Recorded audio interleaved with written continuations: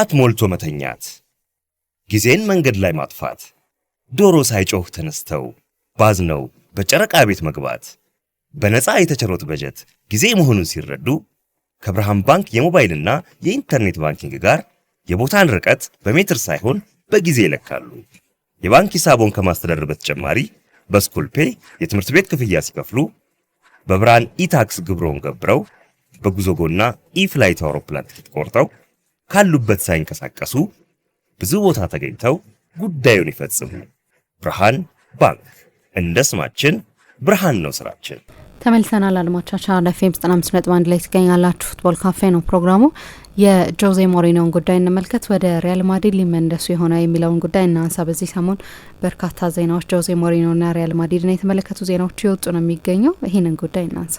የሚጠበቅ አልነበረም አይደል? ማለት ጆዜ ሞሪኒዮ ወደ ሪያል ማድሪድ ሲጠቀስ ስሰማ ለመጀመሪያ ጊዜ አይደለም፣ በተለያየ ጊዜ ተወርቶ ያውቃል። ግን አሁን ባሉበት የማሰልጠን ታሪካቸው፣ አሁን ባሉበት ስቴጅ ወደ ሪያል ማድሪድ ይመለሳሉ የሚል ጠንካራ ግምት አልነበረም። እንዲያውም የአሰልጣኝ ለውጥ መደረጉ አይቀሬ በመሰለበት ጊዜ የሚሰሙት ስሞች እንደ ማውሪሲዮ ፖቼቲኖ፣ እንደ የርገን ክሎፕ አይነቶቹ አሰልጣኞች ናቸው እንጂ ሞሪኒዮ ስም የተጠበቀ አልነበረም። ግን እንዲሁ እንደ ሩመር ከዚህ በፊት የተለያዩ የስፔን ብዙኃን መገናኛዎች የሞሪኒዮን ወደ ሪያል ማድሪድ የመመለስ ጉዳይ ሲዘግቡት ሰምቼ አውቃለሁ። አሁን የዚህኛውን ዜና ክብደት ከፍ ያደረገው ስካይ ስፖርትስ እና ዚ አትሌቲክ መዘገባቸው እና እነዚህ ሁለት የሚዲያ ተቋማት አውትሌቶች ደግሞ የዘገባ አኪዩሬሲ ታሪካቸው በጣም ከፍተኛ ነው። ስለዚህ ዝም ብሎ የታብሎይዶች ወሬ አይደለም ማለት ነው። የበለጠ ተአማኒነት ያላቸው በእንግሊዝ መሪ የሚባሉ የሚዲያ አውትሌቶች ስካይ ዱሽላንድን ጨምሮ የስካይ የጀርመን ክንፍ የሆነው የስካይ ዱሽላንድ የሚባለው ሚዲያን ጨምሮ ይህንን ዘግበውታል። የዘገባው አይነት ሰሞኑን ብዙ ሲወራ እንደነበረው ጆዜ ሞሪኒዮ የፍሎረንቲኖ ፔሬዝ የመጀመሪያ ምርጫ ናቸው የሚል ነው። እንግዲህ በቅርብ ጊዜ አሰልጣኝ ውሳኔዎቻቸው አልሰሩላቸውም። መጀመሪያ ሻቢ አሎንሶን ነበር የቀጠሩት። ምንድነው ይሄ የከቲንግ ኤጅ አሰልጣኞች የሚሏቸው አሉ፣ ትሬንዲ አሰልጣኞች፣ በቃ ሞደርን የሆነ ታክቲካዊ አቀራረብ ያለው ውብ እግር ኳስ መጫወት የሚችል ጠንካራ የፕሬሲንግ ስትራክቸር ያለው የአሰልጣኙ አምሳያ ቡድን መገንባት የሚችል ሌቨርኩዘን እንደዛ አይነት ቡድን ስለነበር ሌቨርኩዘን ውስጥ ስኬታማ መሆኑ ብቻ አይደለም፣ ሌቨርኩዘን የስኬት ታሪክ የሌለው ነው። ቡንደስሊጋ አሸንፎ አያውቅም በታሪኩ፣ ደብል ሰርቶ አያውቅም በታሪኩ። እሱ ብቻ ሳይሆን ታላላቆች የባየርን ቡድኖች ያላደረጉትን ነው ያደረገው። አንድም ጨዋታ ሳይሸነፍ ኢንቪንሲብል ሆኖ ነው ሻምፒዮን የሆነ። እስከ ዩሮፓ ሊግ ፍጻሜ ድረስ ምንም ጨዋታ አልተሸነፈም። በአታላንታ ቤርጋሞ እስከተሸነፈበት ጨዋታ ድረስ የዛው የውድድር ዘመን የዴፍፒ ፖካል አሸናፊ ነበር።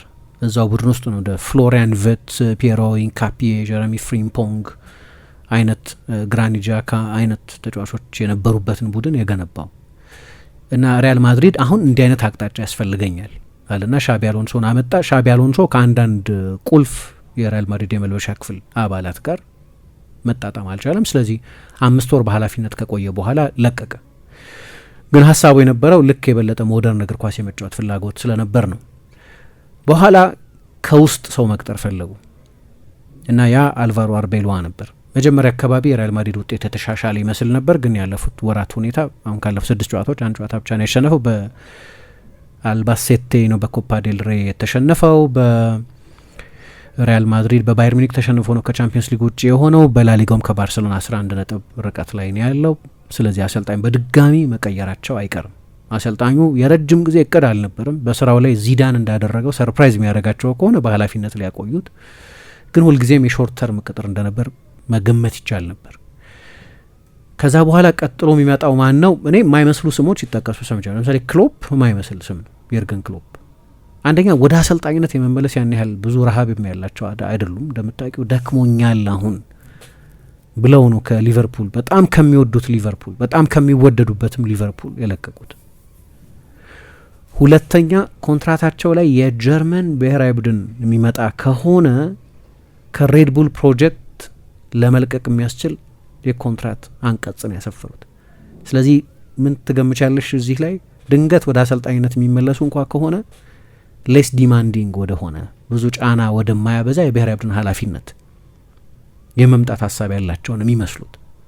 ለዚህ ነው ያችን የኮንትራት አንቀጽ ውላቸው ላይ ያስገቡት። ድንገት ወደ አሰልጣኝነት መመለስ ከነሸጣቸው ማለት ግን በተለይ በክሎፕ የማሰልጠን ባህሪ ደግሞ በሰሯቸው ቡድኖች መገለጫም ቲፒካል የሪያል ማድሪድ አሰልጣኝ አይደሉም። ክሎፕ ቡድኑ በሀይ ኤነርጂ ፕሬስ እንዲያደርግ ይፈልጋሉ። የገገን ፕሬሲንግ ኮች ናቸው። የሀይ ኢንቴንሲቲ አሰልጣኝ ናቸው። ይሄ ሪያል ማድሪድ ስብስብ ሌላ አይነት ባህሪ ያለው ነው። ለሳቸው አይነት አሰልጣኝ የሚሆን በጣም ብዙ ለውጥ ያስፈልጋል። ከፊት ካሉት 2 ተጫዋቾች ጀምሮ ለውጥ ያስፈልገዋል። በእነዚህ ተጫዋቾች መስራት አይችሉም። እነዚህ ተጫዋቾች አስደናቂ ናቸው። በጣም ከዓለም ቤስት ተጫዋቾች መካከል ናቸው። እሱም ላይ ክርክር የለም። ግን የክሎፕ ተጫዋቾች ግን አይደሉም። ክሎፕ ሌላ አይነት ኮች ናቸው ማለት ነው። ኦቪየስ ነው። ይህን ማንም እግር ኳስ የሚረዳ ሰው የሚረዳው ነው። ለክሎፕ የሚሆን ስብስብ አይደለም ይሄ ሪያል ማድሪድ ስብስብ። ያ ደግሞ ጊዜ ይፈጃል። የስኳድ ተርኖቨር ያስፈልገዋል። እንደገና በራሳቸው ኢሜጅ ቡድኑን መስራት ያስፈልጋል። ሊቨርፑል ውስጥ ጊዜ ወስዷል እኮ። ክሎፕ 2015 ነው የመጡት። ዋንጫ የወሰዱት 2019 ነው። ፕሮሰስ ነበር እዛ ሊቨርፑል ውስጥ ረጅም ጊዜ የወሰደ ፕሮሰስ ነበር፣ ወደ ታንጅብል ስኬት ለመምጣት ማለት ነው፣ ወደ ዋንጫ ወደ ምናምን ለመምጣት። ለእኔ የማይመስል ነው ክሎፕ ሲባል። እሳቸውም ወደ አሰልጣኝነት መመለስ የሚፈልጉ አይመስለኝም። ግን ከሞላ ጎደል ከአሎንሶ የሚለዩ አሰልጣኝ አይደለም። አሎንሶ እንዲያውም ያለው አድቫንቴጅ ቤቱን የማወቅ አድቫንቴጅ ነው። የሪያል ማድሪድ ተጫዋች ነበር ለ5 ዓመት። ስለዚህ የሪያል ማድሪድን የውስጥ ፖለቲካ የበለጠ ይገነዘባል ብለሽ ታስቢያለሽ። ስፓኒሽ ነው ደግሞ፣ እሳቸው ፎሬነር ናቸው። ለባርሰሎና ሊሆኑ ይችላሉ ልክ ሃንዚ ፍሊክ እንደሆኑት። የባርሰሎና የጨዋታ ሴቶች ሌሎች አይነት ናቸው። ከሪያል ማድሪድ በጣም የተለየ ነው። ሁለቱም በራሳቸው በተለያየ መንገድ ስኬታማ ናቸው፣ ግን በጣም የተለያየ አይደንቲቲ ግን አላቸው። ለእኔ እሱን አይና ኦኬ ኢንትረስቲንግ ይሆናል፣ ግን ክሎፕ አይመስለኝም የሚል ግምት ነበረኝ። ፖቼቲኖንም ከዚህ ውጭ አላረገውም። ፖቼቲኖ ቢሆን ኢንቴንሲቲ እግር ኳስ የሚወድ ነው። በፔዤ ከነ ኤምባፔ ጋር የነበረው ግንኙነት ሁልጊዜ የተሳለጠ ነበር ማለት አይደለም። እና መጨረሻ ላይ የጆዜ ሞሪኞን ስም መስማት ጀመርን። አሁን ይቀጠራሉ ያልን አይደለም። እኔ እንዲያውም ይመስለኝ የነበረው ጆዜ ሞሪኞ የ2026ቱ የዓለም ዋንጫ ካለፈ በኋላ ወደ ፖርቱጋል ብሔራዊ ቡድን ኃላፊነት የሚመጡ ነበር ይመስለኝ የነበሩ። ምክንያቱም የሮቤርቶ ማርቲኔዝ የመጨረሻው ውድድር ሊሆን ይችላል። ካለፈው የአውሮፓ ዋንጫ በኋላ በጣም ብዙ ፕሬሸር ነበር ሮቤርቶ ማርቲኔዝ ላይ ከአውሮፓ ዋንጫ ውድድር ውጪ በሆኑበት ሁኔታ። ግን ይህንን የዓለም ዋንጫ ያሰለጥናል አሰልጣኙ። ከዛ በኋላ የአሰልጣኝ ለውጥ ያደርጋሉ ተብሎ ይጠበቃል ፖርቱጋሎች። እና ሞሪኞ አሁን ባሉበት እድሜ ደግሞ ሜቢ የኢንተርናሽናል እግር ኳስ ሎጂካል ቀጣዩ መዳረሻቸው ሊሆን ይችላል ብለሽ ነው የምትገምችው። እና ደግሞ እንደ አሰልጣኝነትም ካየሽ በሪያል ማድሪድ ባላቸው ታሪክ ምክንያት ካልሆነ በስተቀር በአውሮፓ ያሉ ትልልቅ ኃላፊነቶችን የሚረከቡበት ስቴጅ ላይ አይደሉም። አሁን ሞሪኞ የመጨረሻ የሊግ ዋንጫቸውን ያነሱት 2015 ላይ ነው። አሁን 2026 ላይ ነው ያለነው። 11 ዓመት ሆኗቸዋል። ቻምፒየንስ ሊግ ካሸነፉ 16 ዓመት ሆኗቸዋል። የሆነ ጊዜ ከዓለም ምርጥ አሰልጣኞች መካከል አንዱ ነበሩ። አሁን እንደዛ ተደርገው የሚቆጠሩ አይደሉም። አሁን ባሉበት የአሰልጣኝነት እድሜ ደግሞ አሰልጣኝነት እንደዛ ነው። የሆነ ጊዜ በቃ ቶፕ ዶግ የነበሩ አሰልጣኞች አሉ። የሆነ ጊዜ በተለያየ ምክንያት እዛ ብራኬት ውስጥ የማይቀመጡ አሉ። አሁን 5 በአውሮፓ ያሉ ቤስት አሰልጣኞች ጥቀሽ ብትባይ አሁን በዚህ ሰዓት ሞሪኞን አጠቅሽም። ከታሪካቸው ከምናምናቸው አይደለም ጥያቄ፣ ከሌጋሲያቸው ሳይሆን አሁን በዚህ ሰዓት ካሉ አሰልጣኞች መካከል ወደ ሪያል ማድሪድ የመሄዳቸው ጉዳይ ወይም ወደ የፍሎረንቲኖ ፔሬዝ የመጀመሪያ ምርጫ ናቸው የሚለው ጉዳይ ላለፉት አመታት ከ10 ዓመት 8 ዓመት ነው 7 ዓመት ቻምፒየንስ ሊግ አልተጫወቱም። ለምሳሌ ያሰለጠኗቸው ቡድኖች ማንቸስተር ዩናይትድን ካሰለጠኑ በኋላ በቃ የመጨረሻውን ትልቅ የሌጋሲ ቡድን ያሰለጠኑት ማንቸስተር ዩናይትድን ባሰለጠኑ ጊዜ ነው። ከዛ ወደ ቶተንሃም ነው የሄዱት። ቶተንሃም መጥፎ ሁኔታ ላይ የነበረ ቡድን አይደለም፣ ግን ቶተንሃም በሪያል ማድሪድ፣ በማንቸስተር ዩናይትድ፣ በባርሰሎና በእነዚህ ክለቦች ደረጃ የሚጠቀስ አይደለም መቼስ። ከቶተንሃም ከወጡ በኋላ ወደ ሮማ ነው የሄዱት። ከሮማ ከለቀቁ በኋላ እንዲያውም ከ5 የአውሮፓ ሊጎች ውጪ ወደ ሆነው ፌነርባቼ ነው የተጓዙት። ከፌነርባቼ ወደ ቤንፊካ ነው የመጡት እና እያንዳንዱ ፌነርባቼ በቱርክ ትልቅ ነው፣ ቤንፊካ በፖርቱጋል ትልቅ ነው። እንደዚህ ግን ወይ ያለፉትን አመታት የአሰልጣኙን የጉዞ ሁኔታ የሚያሳይ ነው። በዚህም አመት ዋንጫ ያሸንፉ በ7 ነጥብ ከፖርቶ ርቀው ነው ያለው የእሳቸው ቡድን። ምንም ጨዋታ አልተሸነፈም፣ ብዙ አቻዎች አሏቸው። 3 ጨዋታ ነው የቀረው። 7 ነጥብ ነው ልዩነቱ። ትላንትና ከትላንት ወዲያ ከጣሊያን ብዙሃን መገናኛዎች ጋር ምናልባት የሚጫወቱበት መንገድ የእናንተ ምርጫ ላይሆን ይችላል፣ ግን ፖርቶ የሚገባው ሻምፒዮን ነው ብለዋል። ገና ሻምፒዮን ለመሆን ማቴማቲካል እንትን ይፈልጋል፣ ግን ግልጽ ነው ማን ሻምፒዮን እንደሚሆን። ከሀገር ውስጥ ሁለቱም የጥሎ ማለፍ ውድድሮች ውጭ ሆነዋል። ዋንጫ አያሸንፉም። አምና በቱርክ ከጋላታ ሰራይ በ11 ነጥብ ረቀው ነበር የጨረሱት። ዋንጫ እያሸነፉ አይደለም። ኖርማሊ የሪያል ማድሪድ ኃላፊነትን የሚረከብ አሰልጣኝ አሁን ቶፕ ፐርፎርማንስ ላይ ያለ አሰልጣኝ ነው ተብሎ ስለሚታሰብ ማለት ነው። የሚመለሱበት ምክንያት ግን ያው የሪያል ማድሪድ ኃላፊነታቸው ዘመን ላይ ከብዙ ሰው ጋር ተጣልተዋል። እዛ መጀመሪያ የተጣሉት ትልቁ ኮከብ አምበል ከነበረው አይከር ካሲያስ ነው። ከራሱ ማድሪዲስታ ከሆነ ጋር ከክለቡ አካዳሚ ከወጣ ልጅ ጋር የተጣሉት። ከዛ ከሴርጂዮ ራሞስ ጋር ተጣሉ። በኋላ ግን ከሀገሮቻቸው ልጆች ከክርስቲያኖ ሮናልዶና ከፔፔም ጋር ተጣሉ እና ብዙ ኢንተርናል ጦርነት ነበር። ከክርስቲያኖ ጋር ፖርቱጋል የምንጊዜም ትልቁ ተጫዋች፣ የፖርቱጋል የምንጊዜም ትልቁ አሰልጣኝ ናቸው፣ ግን ያን ያህል አይደሉም። ቤስቱ ሮናልዶ ብለው እንዲያውም ያኛውን ሮናልዶ ነው የሚጠቅሱት። እንደዛ አይነት ሆድና ጀርባ መሆን ደረጃ ላይ ነው የደረሱት። ግን ከአንድ ሰው ጋር ግን አልተጣሉ። ከፍሎረንቲኖ ፔሬዝ ገና አልተጣሉ እና ፍሎረንቲኖ ፔሬዝ በትልቁ ያደንቋቸዋል አሁን ድረስ። ከሌሎች የሪያል ማድሪድ ትልልቅ ተጫዋቾች ጋር እንኳን ግጭት የነበረ ቢሆን ከስፖርት ዳይሬክተሮቹ ጋር አንዳንዴ በአንዳንድ የዝውውር ጉዳዮች ላይ ያን ያህል አልተጣጣሙም ቢባል ከራሞስ ከፔፔ ከኦዚል ከሮናልዶ ከምን ጋር ቢጣሉም ግን ከዋናው ሰው ጋር የእሳቸውን ወደ ሪያል ማድሪድ መመለስ ሊወስኑ ከሚችሉት ዋና ሰው ጋር ያላቸው ግንኙነት በጣም መከባበር የሞላበት እና አድናቆት ያለበት ነው ይባላል። ያቺ ቲኬት ወደ ሪያል ማድሪድ ከፈለጉ ማለት ነው። የእሳቸው መፈለግም ያስፈልጋል እኮ የሞሪኞ መፈለግ፣ ምክንያቱም ሁለት ምርጥ ምርጫዎች አሏቸው ማለት ነው። የምር ከሆነ ይሄ ጉዳይ የፖርቱጋል ብሔራዊ ቡድን የሀገራቸው ብሔራዊ ቡድን ነው። 2028 የአውሮፓ ዋንጫ ቅርብ ጊዜ እየመጣ ነው።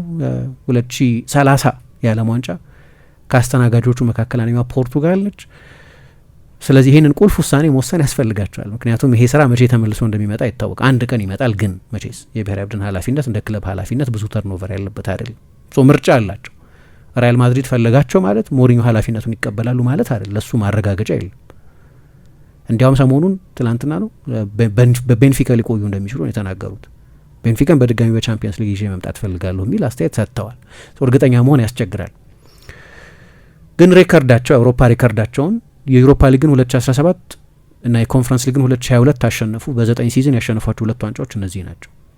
እኛ ሞሪኞን የምናውቃቸው የቻምፒየንስ ሊግ ዶሚናንት፣ የፕሪሚየር ሊግ ዶሚናንት፣ የሴሪያም የላሊጋም ዶሚናንት በመሆን ነው እና ሊመለሱ የሚችሉ ይመስላል። ኢንትረስቲንግ ጥያቄዎች ግን ያስነሳል። ወደ ሪያል ማድሪድ ኃላፊነት የሚመለሱ ከሆነ ተጨማሪ ነጥቦች እናነሳበታለን ይህን ጉዳይ። ተመልሰናል አድማጮቻችን። አንድ ኤፍኤም ላይ ትገኛላችሁ። የጆዜ ሞሪኞና የሪያል ማድሪድን ጉዳይ እያነሳን ነው። ሎጂኮች ግን አሉት ለጊዜው። ሞሪኞ ቅድም ባልኳቸው ምክንያቶች የሪያል ማድሪድ ኃላፊነታቸው ወይም ወደ ሪያል ማድሪድ ሊመለሱ ይችላሉ የሚለው ጉዳይ በጣም አነጋጋሪ የሚሆንም ግን ቢያንስ በፍሎረንቲኖ ፔሬዝ በኩል ያሉ አንዳንድ ይህንን ቅጥር ሎጂካል የሚያስመስሉት ነጥቦች ግን መኖራቸውን መረዳት የሚያስፈልግ ይመስለኛል። አንዳንድ ሰዎች እንደሚሉት ሻቢ አሎንሶን መቅጠር ስህተት ነበር። አሁን የሚያስፈልገን ዶግማ አሰልጣኝ ሳይሆን ፕራግማቲክ መሪ ነው፣ ሁኔታዎችን አዳፕት የሚያደርግ አሰልጣኝ ነው የሚያስፈልገው ብለዋል። ይቺ መጀመሪያም የነበረች ፍላግ ነች። ሻቢ አሎንሶ ሲቀጠር ያንን በራሱ ኢሜጅ ቡድኑን የመስራት ስልጣን ያገኛሉ የሚለው አከራካሪ ነበር። እንደፈለገ ዋናው ሰው መሆን ይችላሉ ወይ፣ ቡድኑን እሱ በሚፈልግበት መንገድ ዲዛይን ማድረግ ይችላሉ የሚለው ሁልጊዜም በጣም አከራካሪ ነበር። እንደተፈራው ነው የሆነው። ምክንያቱም እንዲህ አይነት አሰልጣኝ ብዙ የቪዲዮ ሴሽን ያለው የጠንካራ ታክቲካል አይደንቲቲ ያለው ቡድን ለመስራት የሚሞክር አሰልጣኝ፣ ኢጎ ሰፕረስ ለማድረግ የሚሞክር አሰልጣኝ ምንም ጥያቄ የለውም ከበልበሻ ክፍል አሁን ያየነውን አይነት ምላሽ ማየቱ የሚጠበቅ ነገር ነው። ሌሎች አሰልጣኞች አጋጥሟቸው ያውቃል። የአሎንሶ አይነት አሰልጣኞች በስታይል የእሱ አይነት ባይሆኑም ግን በማኔጅመንት ስልታቸው ከእሱ ጋር የሚቀራረቡ አሰልጣኞች ሪያል ማድሪድ ውስጥ አልሰራላቸውም። ፍርሃቱ የነበረውም እሱ ነው እና አሎንሶ ሌላ ኮት ይለብሳሉ ወይ፣ ያንን በሌቨርኩሰን ያየነውን አይነት ጠንካራ ታክቲካል አይደንቲቲ ያለው ቡድን ለመስራት ነው የሚሞክረው? ይቻላል ወይ እሱ በሪያል ማድሪድ ውስጥ በዛ ፐርሶኔል? ወይስ በብዙ አሰልጣኞች ስር ሰልጥኗል እና በመጠኑ ያንን የሌቨርኩሰን አይደንቲቲውን ትቶ ሌላ አይነት ባርኔጣ አድርጎ ሌላ አይነት አሰልጣኝ ይሆናል? ያንኑ አሰልጣኝ ለመሆን ነበር የሞከረው፣ አልሰራም። ግን እንደማይሰራ መገመት ይቻል ነበር። ራሳቸው ፍሎረንቲኖ ፔሬዝም እሱ ቅጥር ስህተት ነው ብለው ነው የሚያምኑት። ግን አንድ የሚከተሉት ልማድ አለ። የአሰልጣኝ ሹመት ቅጥሮቻቸውን በሙሉ ካየሽ በአንድ ወይ በሌላ መንገድ ቤቱን ያውቁታል ብለው የሚያስቧቸውን ሰዎች ግን ይቀጥራሉ። ሁሉም ተሳክቷል ማለት ባይሆንም ግን ያለፉትን ቅጥሮቻቸውን በሙሉ ተመልከች። ከ2014 ጀምሮ ራፋኤል ቤኒቴዝ የሪያል ማድሪድ ተጫዋች ነበሩ። የፍሎረንቲኖ ፔሬዝ የቪሴንቴ ዴል ቦስኬ ምክትል ነበሩ። ማሰልጠን የጀመሩት በሪያል ማድሪድ አካዳሚ ውስጥ ነው። ያውቁታል ሪያል ማድሪድን። ዚነዲን ዚዳን የሪያል ማድሪድ ትልቅ ተጫዋች ነበር። ጁሊያን ሎፔቴጊ የሪያል ማድሪድ ግብ ጠባቂ ነበሩ። ሳንቲያጎ ሶላሪ የሪያል ማድሪድ ተጫዋች ነበር። ካርሎ አንቼሎቲ ተመልሰው ሲመጡ የሪያል ማድሪድ አሰልጣኝ ሆኖ 2 ዓመት የመስራት ታሪክ ነበራቸው። ሻቢ አሎንሶ የሪያል ማድሪድ ተጫዋች ነበር። ማሰልጠን የጀመረውም ከሪያል ማድሪድ ከ14 ዓመት በታች ቡድን ጀምሮ ነው። አልቫሮ አርቤሎዋ የሪያል ማድሪድ ተጫዋች ነበር። እሱም ማሰልጠን የጀመረው ሪያል ማድሪድ ውስጥ ነው። አሁን ያለፉት ቅጥሮቻቸው በሙሉ ባለፉት 12 ዓመታት የሾሟቸው አሰልጣኞች ናቸው። ሁሉም ቀጥተኛ ግንኙነት ከሪያል ማድሪድ ጋር አላቸው። ወይ ተጫዋች ነበሩ፣ ወይ ከዛ በፊት በአሰልጣኝነት ሰርተዋል፣ ወይ ኮቺንግ የጀመሩት እዛ ነው። ሁሉም ግን ኦልሞስት ሁሉም የተጫዋችነት ታሪክ ነበራቸው ከካርሎ አንቼሎቲ በስተቀር ሁሉም። አንቼሎቲ ደግሞ ተመልሰው ሲመጡ ሪያል ማድሪድን የማሰልጠን ታሪክ ስለነበራቸው፣ ዚዳን ተመልሶ ሲመጣ ሪያል ማድሪድን የማሰልጠን ታሪክ ስለነበረው ይሄው መንገድ ለጆዜ ሞሪኞ ይሰራል። ሪያል ማድሪድን አሰልጥነው ያውቃሉ። ኦኬ ባርሰሎና ሰው ነበሩ ድሮ፣ ግን ደግሞ በዋና አሰልጣኝነት ሪያል ማድሪድን ለ3 ዓመታት አሰልጥነዋል። 100 ነጥብ የሰበሰበ ቡድን ሰርተዋል። ከ100 በላይ በላሊጋ ጎል ያስቆጠረ ቡድን ሰርተዋል። ኮፓ ዴል ሬ ያሸንፈዋል። ቻምፒየንስ ሊግ ነው የቀራቸው። ግን ቻምፒየንስ ሊግም ቢሆን ከአመታት በኋላ ሪያል ማድሪድን ወደ ቻምፒየንስ ሊግ ከፍ ወዳለው ደረጃ ያደረሱት እርሳቸው። አንዴ በሜሲ፣ አንዴ በሌቫንዶቭስኪ፣ አንድ ጊዜ በባየር ሚኒክ ተሸንፈው ከግማሽ ፍጻሜ ማለፍ መሻገር ባይችሉም ግን ሪያል ማድሪድ ለአመታት በሊዮን በምን የሚወድቅ ቡድን የነበረው ከዚህ በፊት እንዳነሳ ነው ማለት ነው። እና የፔሬዜስክ ቅጥር ናቸው የሚባሉ ስለዚህ ነው። አሰልጣኞችንም መልሶ የማምጣት ታሪክ አላቸው። በፕሬዚደንቱ ከሪያል ማድሪድ ከለቀቀ ከአመት ባነሰ ጊዜ ውስጥ ነው ዚነዲን ዚዳን የተመለሰው። ከሪያል ማድሪድ ከለቀቁ በእርግጥ ከአመታት በኋላ ነው፣ ግን ካርሎ አንቼሎቲን መልሰው ቀጥረዋል። አሁንም ተመሳሳዩን ነገር ሊያደርጉ የፈለጉ ይመስል። በነገራችን ላይ አንድ ተመሳስሎሻል። አንቼሎቲም ያለፈባቸው ይመስል ነበር የሆነ ጊዜ፣ ልክ አሁን ስለ ሞሪኞ እንደሚባለው። ለምን ከባየርን ተሰናበቱ? በማይታሙበት ነገር መልበሻ ክፍል ማኔጅ ማድረግ አቅቷቸው። የማይታሰብ ነው ለአንቼሎቲ፣ ምክንያቱም ትልቁ ችሎታቸው እሱ ነው። የመልበሻ ክፍል ማኔጅመንት ችሎታቸው የሚደነቅ ነው። እና ተሰናበቱ። ከዛ ከተሰናበቱ በኋላ ሄዱት ወደ ናፖሊ ነው። በናፖሊም አልተሳካላቸው። ከናፖሊ በኋላ ሄዱት ወደ ኤቨርተን ነው። የመጨረሻዎቹ 3 ስራዎቻቸው እንደዛ ነበሩ። እና 2022 ላይ ዚዳንን የሚተኩት እሳቸው ናቸው ሲባል እንዴት ነበር ያለው ሰው። ምክንያቱም አንቼሎቲ በቃ አሁን ፕራይማቸውን ፒካቸውን አይተናል። መጡና ግን 2 ላሊጋ 2 ቻምፒየንስ ሊግና ሌሎች ዋንጫዎች ያሸነፉ። በሪያል ማድሪድ ታሪክ ከቪክቶር ሙኞዝ በላይ ብዙ ዋንጫ ያሸነፉት አሰልጣኝ ካርሎ አንቼሎቲ ናቸው። ስለዚህ ይሄው ትሪክ ሊሰራ ይችላል። አሁን ላለው ስብስብ ሊሰራ ይችላል። ሞሪኞ ከድሮ ልክ በወጣትነታቸው ልበል የራሳቸው የፐርሶናሊቲ ልዩነት ቢኖራቸውም በወጣትነታቸው የአሎንሶ አይነት አሰልጣኝ ነበሩ። ቴክኒካዊ የከቲንግ ኤጅ አሰልጣኝ ነበሩ። ያ ታክቲካል ፔሪዳይዜሽናቸው፣ አዳፕቴሽናቸው፣ ጨዋታ ላይ ያላቸው ግምት ከዘመኑ በጣም የቀደመ የሚመስል በጣም ሞደርኒቲ ያለው ኮቺንግ ነበራቸው። ስለ ኮቺንጋቸው አሁን እንደዛ አይወራም። አብዮተኛ ናቸው አይባልም አሁን ባሉበት የማሰልጠን ታሪክ። ግን አንድ ያላቸው ችሎታ ከሁሉም ጋር ይስማማሉ ማለት ባይሆንም ግን ማድሪድ የሚፈልገው የኢጎ ማኔጅመንት ችሎታ ግን አላቸው። የሪያል ማድሪድ ተጫዋቾችም ልክ እንደዚህ አይነት ትልቅ ካሪዝማ ያለው አሰልጣኝ የሚፈልግ ይመስላል። ኦቶሪቴሪያን አይነት የሆነ እንደ ሞሪኞ አይነት አሰልጣኝ የሚፈልግ ይመስላል። ዲሲፕሊን ማስፈን የሚችል አሰልጣኝ የሚፈልግ ይመስላል። ዲሲፕሊን የሚጎለው ቡድን ነው የሪያል ማድሪድ ስብስብ። ተጫዋቾቹ ካራክተር ይፈልጋል ልክ እንደዛ። እንደ አሎንሶ አይነቱ በጣም ወጣት የሆነ የሞሪኞ አይነት ካሪዝማ ገና ያልደረጀ ካሪዝማ ያለው ማሰልጣኝ አልሆነለትም። ወይ እንደ ዚዳን አይነት በተጫዋችነቱ በጣም ትልቅ ታሪክ ያለው፣ ወይ እንደ ሞሪኞ አይነት ከታሪክ ትልልቅ አሰልጣኞች መካከል አንደኛው አይነት ቢሆን ክሎፕን በዛ ካቴጎሪ ውስጥ ያሉ ናቸው። ግን ክሎፕን በራሴ አስተያየት ያጠራጥረኛል ለማድሪድ እንደ ኢንስቲትዩሽን ፊት ማድረጋቸው እና ሞሪኞ ግን ምክንያቶች አሉት። ያንን የሚያስኬድ ምክንያት አለ። አጋጣሚ ሆነው ሆርሄ ቫልዳኖ ማክሰኞ ስለ 5 አሰልጣኞች ተጠይቆ ነበር ሞሪኞን ጨምሮ። ሞሪኞ፣ ማውሪሲዮ ፖቼቲኖ፣ የርገን ክሎፕ፣ ሊዮኔል ስካሎኒ፣ ዲዲየ ዴሾ እነዚህ በቅርብ ጊዜ ከሪያል ማድሪድ ኃላፊነት ጋር ስማቸው ሲነሱ የነበሩ ናቸው እና ስለ ክሎፕ ሲናገር ሪያል ማድሪድ በችኮላ ውጤት የሚፈልግ ነው፣ በፍጥነት አሁን 2 ዓመት ዋንጫ አልወሰደም። የማድሪድ ኢሚዲየት ግብ ቶሎ ዋንጫ ማሸነፍ ነው። ክሎፕ ደግሞ ጊዜ ይፈልጋሉ። ምክንያቱም የክሎፕ መንገድ የሚባላል ጠንካራ ታክቲካል አይደንቲቲ ያላቸው፣ ያ ግን ጊዜ ይፈልጋል፣ ስብስብ ይፈልጋል፣ ፕሮሰስ ነው። አይሆንም እሱ ሪያል ማድሪድ ውስጥ። ፖቼቲኖ 2 ጊዜ ተቃርቦ ነበር ለሪያል ማድሪድ ኃላፊነት እና እሱ እንኳን ለሀገሩ ሰው አድልቶም ሊሆን ይችላል፣ እሱ እንኳን በጣም አትራክቲቭ ይመስለኛል ሚል አስተያየት ሰጠ። ዴሾን የዓለም ዋንጫ አሸናፊ የሆነን አሰልጣኝ በተመለከተ ምንም ጥርጣሬ የለኝም። በዛ ላይ ፈረንሳውያን ተጫዋቾች አሉ፣ ሾዋሜኒ፣ ካማቪንጋ፣ ከሁሉ በላይ ምባፔ እና በተለይ ከምባፔ ጋር ያለው ግንኙነት በጣም ጥሩ ነው። በክለብም ደረጃ ስኬታማ ነበር ብሏል። ጁቬንቱስን አሰልጥኗል። ሞናኮን ይዞ ቻምፒየንስ ሊግ ፋይናል ደርሷል። ከማርሴይ ጋር ሊግ አሸናፊ ነበር።